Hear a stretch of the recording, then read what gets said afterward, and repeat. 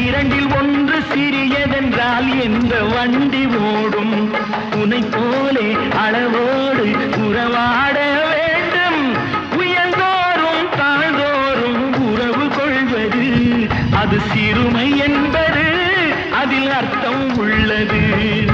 பரமசிவன் கழுத்தில் இருந்து பாம்பு கேட்டது கருடா சௌக்கியமா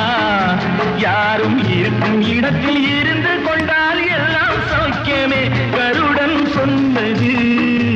அதில் அர்த்தம் உள்ளது